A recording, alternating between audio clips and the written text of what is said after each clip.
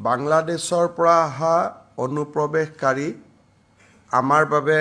এটা চিন্তনীয় বিষয় হৈ আহিছে আৰু তাৰ পৰিপ্ৰেক্ষিতত ৰাজ্যত সেকেন্ড লাইন ডিফেন্স হিচাপে অসম পুলিচে যি কাম কৰি আছে তাক আমি আৰু অধিক শক্তিশালী কৰি বিএসএফৰ লগত এটা কোঅৰ্ডিনেশ্যন লৈ পেলাই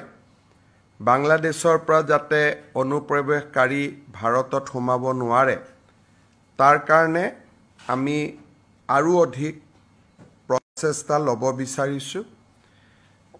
আৰু এই শৃংখলাৰ এটা পৰ্যায় হিচাপে অসমত আধাৰ কাৰ্ড প্ৰদান কৰাৰ ব্যৱস্থাটো আজি কেবিনেটে খুব কঠোৰ কটকটীয়া কৰাৰ বাবে সিদ্ধান্ত গ্ৰহণ কৰিছে এতিয়াৰ পৰা ৰাজ্য চৰকাৰৰ সাধাৰণ প্ৰশাসন বিভাগে আধাৰৰ যেটো ষ্টেট লেভেল ভেৰিফিকেশ্যন আধাৰ কাৰ্ড দিয়াৰ আগতে কেন্দ্ৰীয় চৰকাৰে ৰাজ্য চৰকাৰৰ পৰা ভেৰিফিকেশ্যন বিচাৰে আৰু এই গোটেই প্ৰক্ৰিয়াটোক তদাৰকি কৰাৰ বাবে ৰাজ্যৰ সাধাৰণ প্ৰশাসন বিভাগক নোডেল ডিপাৰ্টমেণ্ট হিচাপে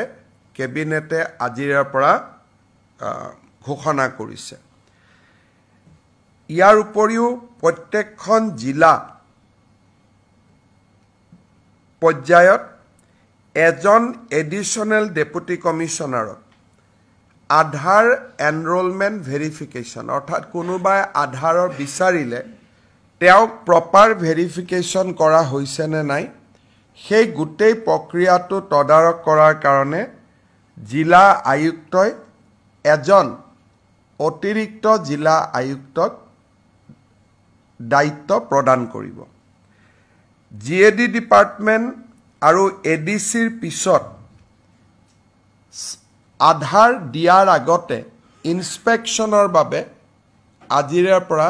ৰাজ্যৰ চক্ৰ বিষয়াসকল দায়বদ্ধ হ'ব যেতিয়া এখন এপ্লিকেশ্যন ইউডিআই অৰ্থাৎ যি আমাৰ আধাৰ কাৰ্ড দিয়াৰ অথৰিটি আছে ইউনিক আইডেন্টিটি যেটো অথৰিটি অফ ইণ্ডিয়া আছে UIDAI এখেতসকলৰ পৰ্টেলত আধাৰ কাৰ্ডৰ বাবে আবেদন কৰাৰ লগে লগে সেই আবেদনখন টেকনিক্যাল ভেৰিফিকেশ্যনৰ পিছত ফিজিক্যাল ভেৰিফিকেশ্যনৰ বাবে ৰাজ্য চৰকাৰৰ পৰ্টেলত আহিব সাৰ্কেল অফিচাৰজনে প্ৰথম এই আধাৰ কাৰ্ডৰ আবেদনখন পোৱাৰ লগে লগে তেওঁ প্ৰথমে চাব যে ৰাজ্যৰ ৰাষ্ট্ৰীয় নাগৰিকপঞ্জী প্ৰণয়নৰ সময়ত এই ব্যক্তিজনে বা এই পৰিয়ালটোৱে বা তেওঁৰ পিতৃ মাতৃয়ে আবেদন কৰিছিলে নে নাই প্ৰথম পৰীক্ষা হ'ব সেইটো যদি দেখা যায় যে তেওঁ আবেদন কৰাই নাছিলে তেতিয়াহলে তেওঁৰ আধাৰ কাৰ্ডখন ৰাজ্য চৰকাৰে প্ৰত্যাখ্যান কৰি কেন্দ্ৰীয় চৰকাৰলৈকে প্ৰতিবেদন দিব আৰু যদি প্ৰমাণিত হয় যে নহয় তেখেতে এনআৰসিত নিজকে ভাৰতীয় নাগৰিক বুলি আবেদন কৰিছিলে তেতিয়া আমি নেক্সট ষ্টেজলৈকে যাম আৰু যেটো ফিল্ড ইনস্পেকশ্যনৰ ওপৰত উচ্চতম ন্যায়ালয়ৰ যি নিৰ্দেশ আছে সেই অনুসৰি তেওঁলোকক ফিল্ড ভেৰিফিকেশ্যন কৰি ভাৰতীয় নাগৰিক এখেত হয় এই ধৰণে সম্পূৰ্ণ প্ৰত্যায়িত হোৱাৰ পিছতহে তেখেতক আধাৰ কাৰ্ড দিয়া যাব অৱশ্যে যিবিলাক ভাৰত চৰকাৰৰ কৰ্মচাৰী বিভিন্ন কামত 2014 চনৰ পিছৰ পৰা অসমত আছে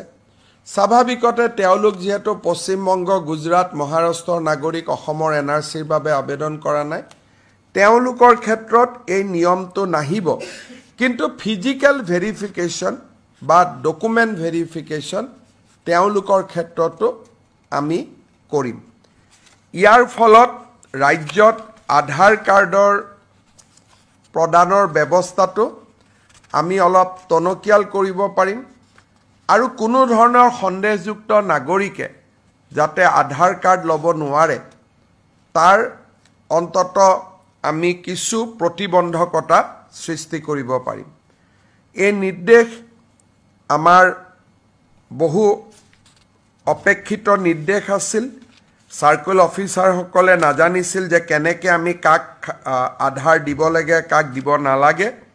আজিৰ পৰা এই SOPখন কাৰ্যকাৰী হোৱাৰ লগে লগে সাৰ্কেল অফিচাৰসকলে